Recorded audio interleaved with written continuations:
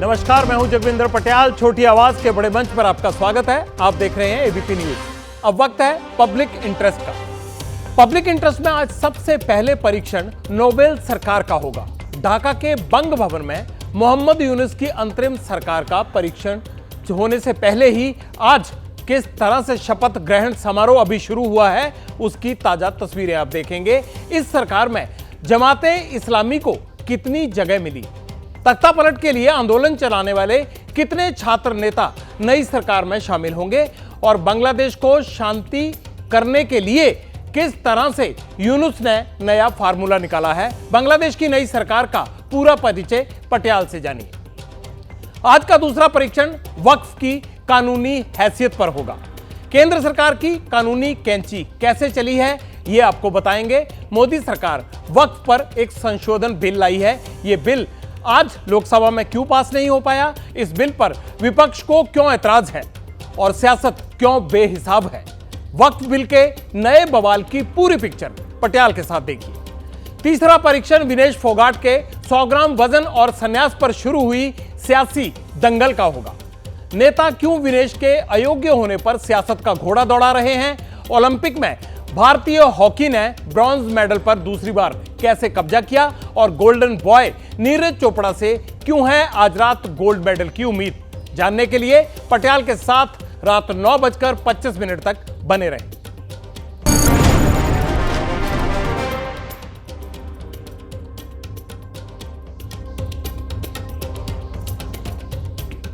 Public interest में पटियाल के पहले परीक्षण का मुद्दा है बांग्लादेश की नोबेल सरकार, और वो है कितनी दमदार। भारत के बॉर्डर पर सहारे का क्यों है इंतजार। बांग्लादेश का कितना बड़ा शरणार्थी संकट भारत के दरवाजे पर खड़ा है। बॉर्डर पर हालात कैसे हैं, आज सीमा पर कहां-कहां बांग्लादेशी घुसपैठ की कोशिश हुई, सब बताऊंगा आपको। पहले पड़ोस में बनी नोबेल सरकार का लेटेस्ट अपडेट आपसे साझा करता हूं। ढाका में अंतरिम सरकार का शपथ ग्रहण समारोह चल रहा है और मोहम्मद यूनुस अंतरिम सरकार के चीफ बन गए हैं। अगले 3 साल के लिए बांग्लादेश की कमान उन्हीं के हाथों में रहेगी। अंतरिम सरकार की एडवाइजरी कमेटी में 17 सदस्य होंगे। उनमें जमाते इस्लामी के स्टूडेंट विंग शिविर के 2 छात्र नेताओं को भी जगह मिली है। ये कौन कौन है आगे आपको बताऊंगा। पहले एक और बड़ा अपडेट ढाका से आ रहा है। ओथ सेरेमनी में 400 से ज्यादा मेहमान शामिल हुए हैं। कौन कौन शामिल हैं? जापान, ब्रिटेन, चीन, Philippines, Iran, Qatar, Netherlands, UAE और अर्जेंटीना के डिप्लोमेट्स इस शपथ ग्रहण समारोह में शामिल हुए हैं। अब आप यह जान लीजिए कि मोहम्मद यूनुस की अंतरिम सरकार में कौन कौन सा चेहरा शामिल किया गया है जो वाकई बांग्लादेश में बड़ा है। बांग्लादेश बैंक के governor doctor Salahuddin Ahmed, Dhaka university law department के professor Asif Nazrul, human right activist Adilur Rahman Khan, पूर्व अटॉर्नी जनरल अंतरिम सरकार के सलाहकार अफ हारून आरिफ, पूर्व विदेश सचिव तौहीद हुसैन, बांग्लादेश पर्यावरण वकील एसोसिएशन के चीफ एग्जीक्यूटिव सैयद रिजवान हसन, छात्र आंदोलन के 2 नेता नाहिद इस्लाम और आसिफ एम रहमान को भी सरकार में जगह मिली है। अंतरिम सरकार में बड़े चेहरों के अलावा और कौन कौन शामिल होगा, अब वो भी आपको बता देते हैं। अल्पसंख्यक समुदाय के नेता और रंगमती डिस्ट्रिक्ट के पूर्व चेयरमैन गौतम दिमान, जानी मानी वकील और एक्टिविस्ट सारा हुसैन, पूर्व अधिकारी धीरज मलाकर और Deobandi Islamic scholar SFM Khalid Hussain, इन सबको भी अंतरिम सरकार में शामिल किया जा रहा है। यूनुस की अंतरिम सरकार का काम क्या होगा?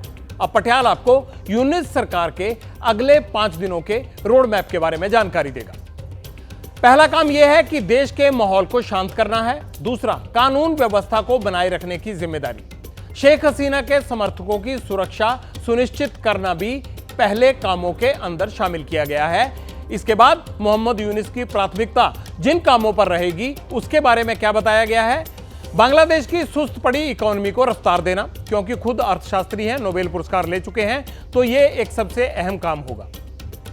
बढ़ती महंगाई को कंट्रोल कैसे करना है, भ्रष्टाचार पर लगाम कैसे कसना है और आर्थिक समानता लाना, युवाओं को रोजगार के मौके देना, उसके लिए नीति बनाना और बढ़ते पलायन को रोकना, ये बड़े चैलेंज के तौर पर मोहम्मद यूनुस ने अपने कार्यक्रम में शामिल किया है।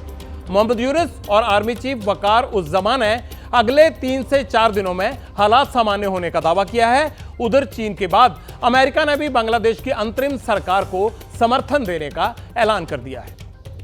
बांग्लादेश में मोहम्मद यूनुस की नोवेल सरकार तो बन गई, लेकिन बांग्लादेश पटरी पर कब लौटेगा? हिंसा और कत्लेआम कब बंद होगा? अमन की आस अवाम कब तक करे?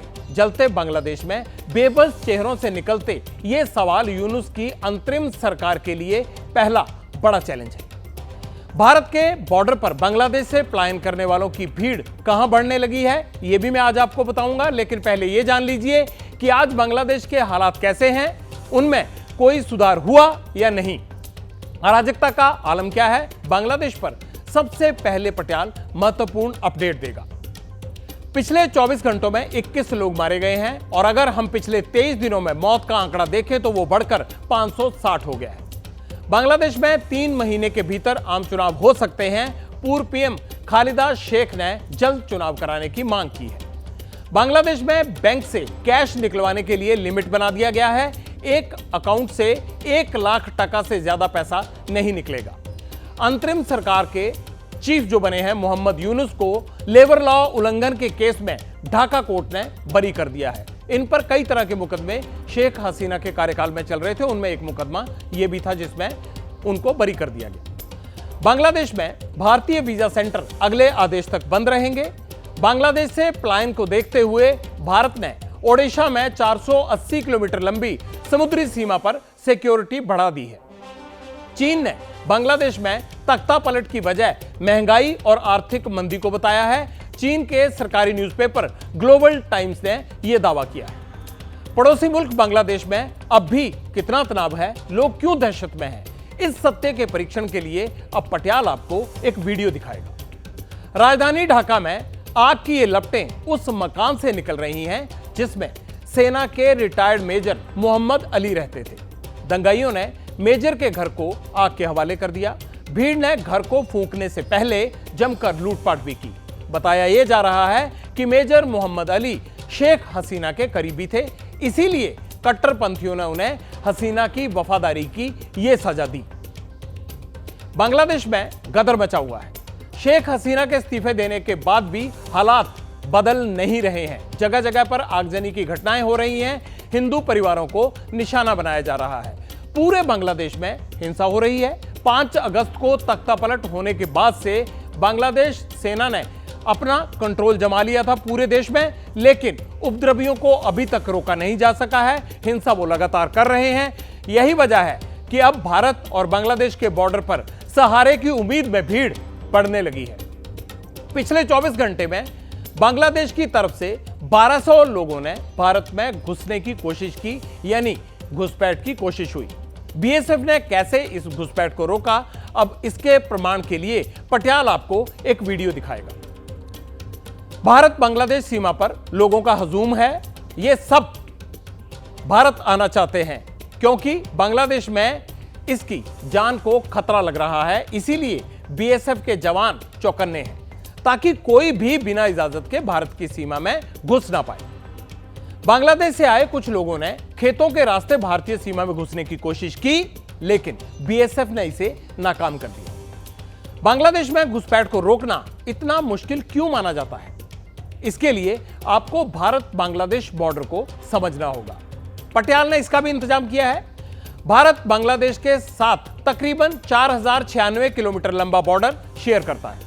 इसमें 77% जमीनी सरहद है, जबकि 23% बॉर्डर जो है वो नदी और तटों से जुड़ा हुआ है। दोनों देशों के बीच 62 लैंड कस्टम स्टेशन हैं और नागरिकों के एंट्री और एग्जिट के लिए 38 चौकियां अलग से बनी हुई हैं।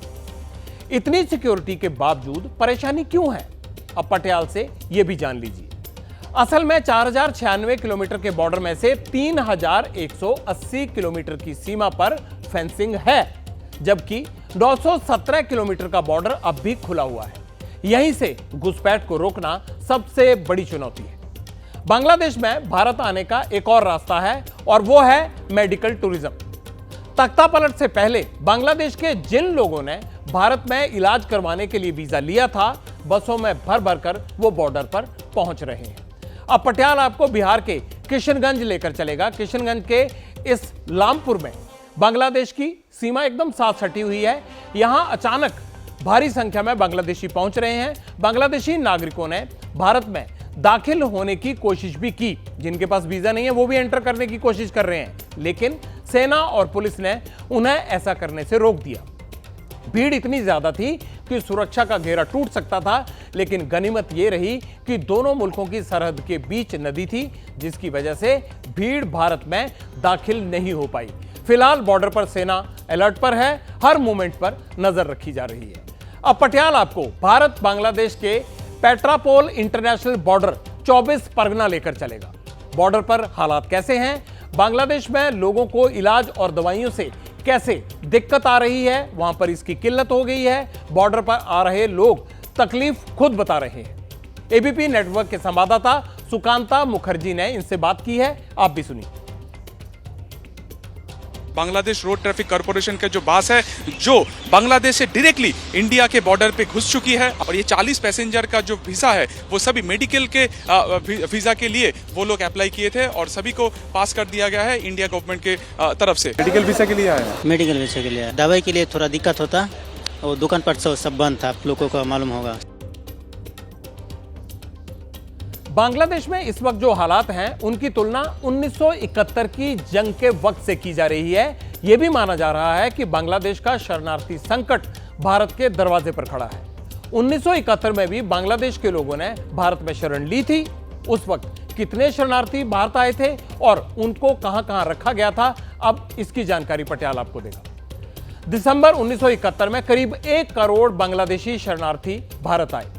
इनमें से 68 लाख शरणार्थी कैंपों में रहे थे, जबकि 31 लाख मेजबान परिवारों के साथ रहे थे। अगर अंतरिम सरकार बांग्लादेश के हालात कंट्रोल में नहीं कर पाई, आगजनी और हिंसा का दौर यूं ही जारी रहा, तो यह शरणार्थी संकट और गहरा सकता है।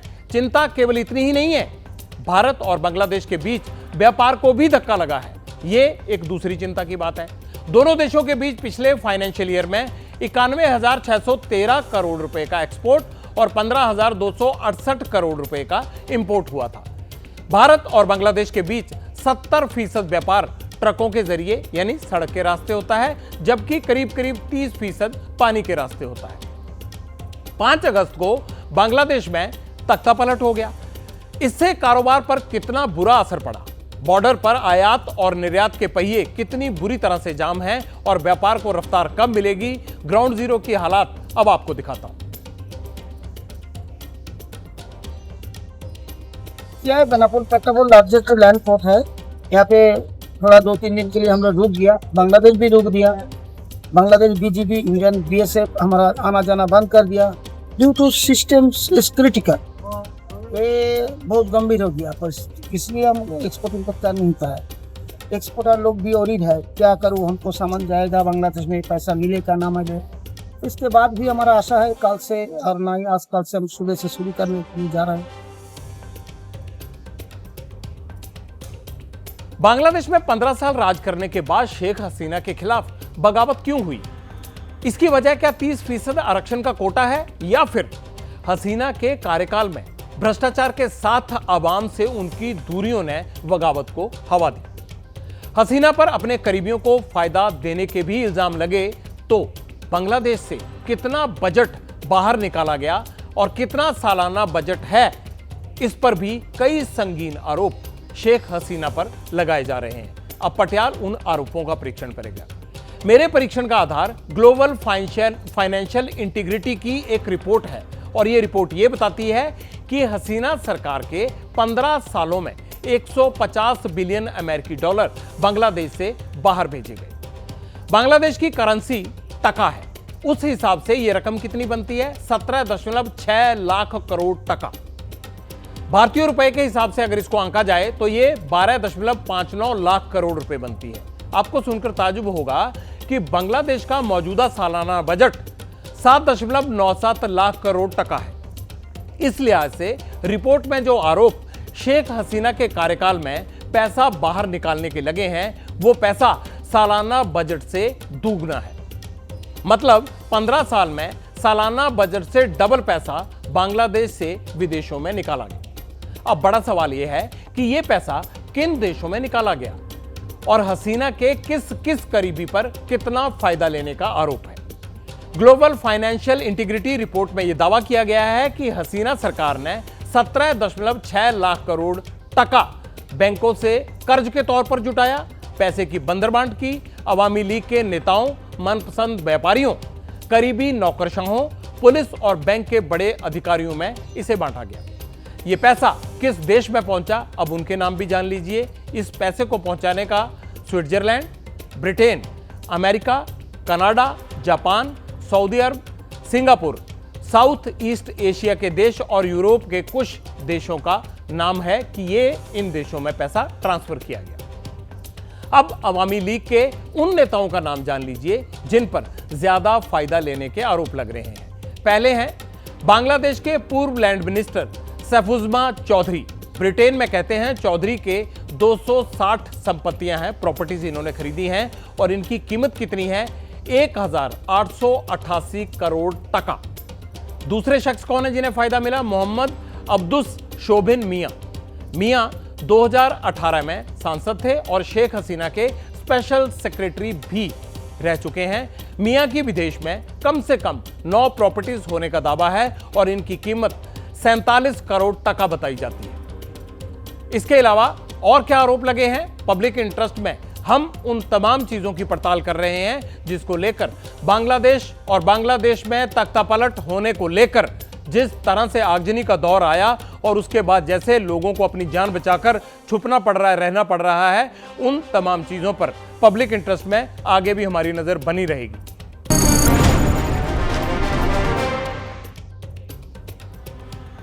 पब्लिक इंटरेस्ट में अब वक्फ कानून की पावर कम करने के लिए मोदी सरकार की ओर से संसद में पेश किए गए संशोधन बिल का परीक्षण होगा। आज वक्फ संशोधन बिल 2024 संसद में पेश कर दिया गया, लेकिन सरकार इस बिल को आज लोकसभा में पास करवाने में नाकाम रही। लोकसभा में क्यों लटक गया वक्फ संशोधन विधेयक? पटियाल आपको इसके पीछे की वजह बताएगा, लेकिन पहले आप ये देखिए कि लोकसभा में वक्फ अमेंडमेंट बिल पेश होने के बाद सरकार और विपक्ष कैसे आमने सामने आ गए। Item number 14, Shri Kiren Rijiju ji. Sir, with your permission, I rise to move for leave to introduce the Waqf Amendment Bill 2024. आम मुसलमान लोगों को जो न्याय इंसाफ नहीं मिला उसको सही करने के लिए ये बिल लाया गया है। ये जो आप बिल ला रहे हैं, आप देश को बांटने का काम कर रहे हैं, जोड़ने का काम नहीं कर रहे हैं। आप दुश्मन हैं मुसलमानों के, उसका सबूत ये बिल है। संविधान की अगर धज्जियां उड़ाने का काम आप करने का काम कर रहे हो, हम इसका पुरजोर विरोध करेंगे। इस तरीके से इन्होंने पूरे देश में संविधान के नाम पर भ्रम फैलाने का काम किया, फिर से आज इस बिल के नाम पर जो है भ्रम फैलाने का काम ये ऑपोजिशन पार्टीज यहाँ पर कर रहे हैं। इससे हम मजहब में दखलंदाजी कर रहे हैं, इंटरफेरेंस ऑफ द रिलीजन कर रहे हैं। वक्फ बोर्ड कैसे बना? वक्फ बोर्ड किसी कानून से बना है और कानून से बना हुआ कोई भी संस्था अगर निरंकुश होगा तो उसमें पारदर्शिता लाने के लिए सरकार को हक है, अधिकार है कानून बनाने का।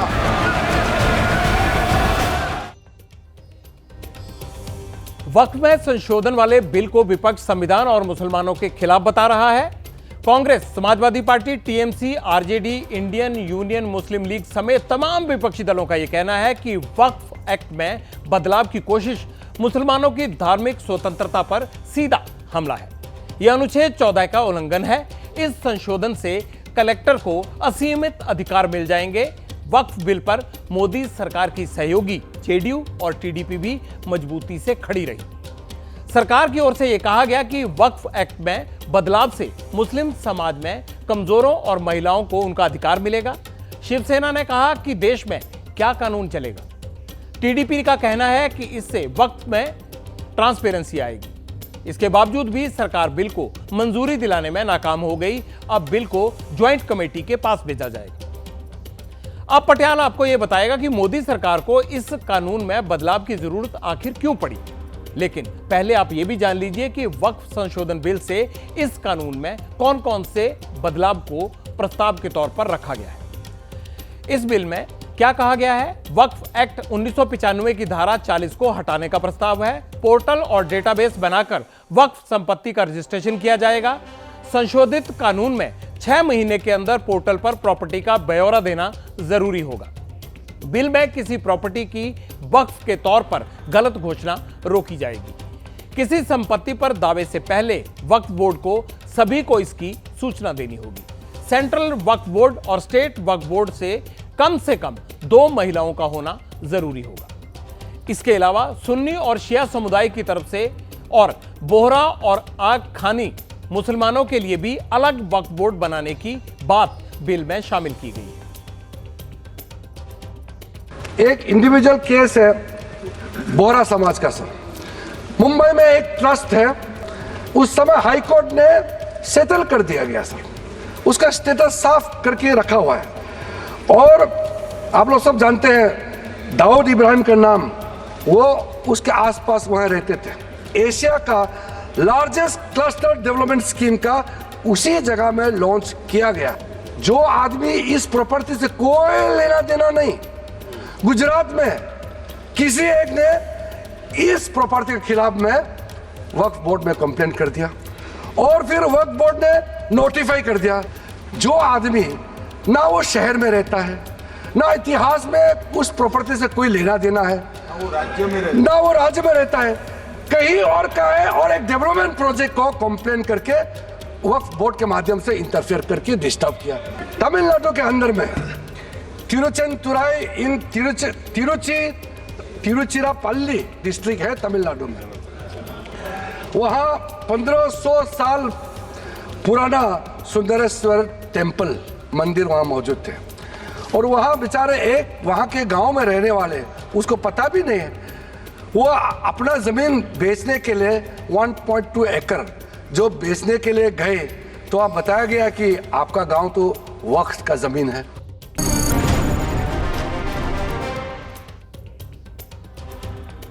अब देश की धाकड़ गर्ल विनेश फोगाट के संन्यास और मेडल पर हो रही सियासी दंगल का परीक्षण करेंगे। 100 ग्राम वजन ज्यादा होने के कारण विनेश फोगाट पेरिस ओलंपिक से तो बाहर हो गई, लेकिन 140 करोड़ लोगों के दिलों में उनकी जगह बढ़ गई। देश को जज्बे पर उनके सलाम और एक तरह से गर्व है। फिर भी राजनीति के लिए ये एक ऐसा पर्व है जिसमें मतलब वोट की मिठाई से है। विनेश को लेकर जितने नेता उतनी बातें हो रही हैं। विनेश के लिए मेडल की मांग, तरह तरह की डिमांड के बीच सियासी नगरी में विनेश के साथ तथाकथित साजिश के समीकरणों को भी हवा दी जा रही है। देश में क्या चल रहा है? सियासी दंगल के बीच विनेश फोगाट ने आज सुबह 5 बजे सोशल मीडिया प्लेटफॉर्म एक्स पर भारी मन से अपने संन्यास का ऐलान कर दिया। विनेश ने लिखा, मां कुश्ती मेरे से जीत गई, मैं हार गई, माफ करना, आपका सपना, मेरी हिम्मत सब टूट चुके हैं, इससे ज्यादा ताकत नहीं रही अब। अलविदा कुश्ती, 2001 से 2024 आप सबकी हमेशा ऋणी माफी। विनेश ने संन्यास तो ले लिया, लेकिन उनके ओलंपिक मेडल की उम्मीद अभी भी बनी हुई है। बड़ा अपडेट यह है कि विनेश फोगाट ने CAS यानी court of arbitration of sports के सामने सिल्वर मेडल देने और डिस्क्वालीफाई करने के खिलाफ अपील की है। कोर्ट में इस मामले की सुनवाई शाम 5:30 बजे से चल रही है। कल फैसला आने की उम्मीद है। आज मैं आपको विनेश की एक एक उपलब्धि से रूबरू कराऊंगा। साथ ही नेताओं से यह भी पूछूंगा कि जब विनेश फोगाट के इतने मंगल हैं तो आप लोग सियासी दंगल के अखाड़े में अपनी बयानबाजी खामखा क्यों कर रहे हैं, और क्यों एक दूसरे को पटकनी देने के चक्कर में इस पूरे मुद्दे को सियासी फेर में फंसा रहे हैं। ओलंपिक नियमों में फेर में फंसकर गेम से बाहर हुई विनेश फोगाट के करियर में ये नेता सियासी चैप्टर क्यों जोड़ रहे हैं? इनको 100 ग्राम में साजिश की बू क्यों आ रही है? नेताओं के साथ साथ देश का दिग्गज पहलवान भी विनेश की हार को साजिश के साथ जोड़कर देख रहा है। पहलवान बजरंग पुनिया ने एक्स पर लिखा है, विनेश आप हारी नहीं, हराया गया है, हमारे लिए सदैव आप विजेता ही रहेंगी। आप भारत की बेटी के साथ साथ भारत का अभिमान भी हो। विनेश के लिए उठ रही हर सियासी डिमांड का परीक्षण आगे करूंगा, लेकिन पहले आप विनेश के संन्यास, साजिश और सियासत पर उनके परिवार को सुनिए। ओलंपिक में जो गोल्ड मेडल की दावेदार थी और उससे वो जो रहेगी, तो इससे उसका जो मन जो टूट गया, जो उसकी सोच थी में गोल्ड मेडल थी, से वो होकर के उसने जो फैसला लिया है, रात को फैसला लिया उसने। सबकी कोशिश होगी उसने 2028 के लिए जो है सिर्फ 4 साल है मेहनत शुरू कर दे, और जो है अगले ओलंपिक में जो है उसका तजुर्बा भी है, चौथा ओलंपिक हो जाएगा उसका, और पूरा विश्वास है वो भी जो है बड़ी जो है अपने जो है जुनून में जो है बड़ी जुनून है उसका, जो ओलंपिक का जो सोच है उसकी, उसके लिए काफ़ी मेहनत करती है वो। 100% दिया है और पूरे देश ने देखा है। अगर उसको ये सम्मान नहीं मिलता है तो मलाल तो पूरी दुनिया का है, पूरी जिंदगी रहेगा। प्रधानमंत्री जी, आप इस बात पर पूरा श्रृंगार लीजिए और ओलंपिक संघ पर पूरा दबाव बनाइए। जो अधिकार हमारा हक है, ये देश की बेटी है, वो हमारी कोई अकेले की बेटी नहीं है, पूरे देश की बेटी है। और उसने 3 फाइट जीती है 6 तारीख को, उस टाइम उसका वजन पूरा था और सिल्वर मेडल तक वो पहुंची है। वो सिल्वर मेडल उसका अधिकार है। वो प्रधानमंत्री जी से रिक्वेस्ट है बार बार, आप इस बात पर पूरा संज्ञान लीजिए। महावीर फोगाट विनेश के साथ साजिश से इनकार कर रहे हैं। महावीर ने नेताओं को 2 टूक कहा, खेल में राजनीति रोटी बिल्कुल न सेकी, लेकिन नेताओं का तो काम होता है हर मुद्दे में अपनी सियासत फिट करना। हरियाणा के पूर्व सीएम भूपेंद्र सिंह हुड्डा का कहना है, अगर मेरे पास नंबर होते तो विनेश को राज्यसभा भेजता, विनेश को गोल्ड मेडल मिलना चाहिए। भूपेंद्र सिंह हुड्डा के बेटे कांग्रेस सांसद दीपेंद्र सिंह हुड्डा ने कहा, विनेश को कम से कम सिल्वर मेडल तो मिलना चाहिए। कल टीएमसी सांसद अभिषेक बनर्जी ने विनेश के लिए भारत रत्न की मांग की थी। हरियाणा में अक्टूबर के महीने में चुनाव होने हैं, शायद इसीलिए विनेश को साधने के लिए हरियाणा सरकार भी पीछे नहीं रही। हरियाणा के सीएम नायब सिंह सैनी ने आज बड़ा ऐलान किया, बोले विनेश फोगाट का स्वागत और अभिनंदन एक मेडलिस्ट की तरह ही किया जाएगा। हरियाणा सरकार विनेश को सिल्वर मेडल विजेता की हर सुविधा प्रदान करेगी। विनेश के मुद्दे पर आज संसद में भी खूब हंगामा हुआ। राज्यसभा में विपक्ष के नेता मल्लिकार्जुन खड़गे बोलने को खड़े हुए तो बहस ज्यादा बढ़ गई। इसके बाद विपक्ष ने राज्यसभा से वॉकआउट कर दिया। पब्लिक इंटरेस्ट में आज इतना ही। कल फिर होगी आपसे मुलाकात, लेकिन ब्रेक के बाद जरूर देखिएगा 24 घंटे 24 रिपोर्टर।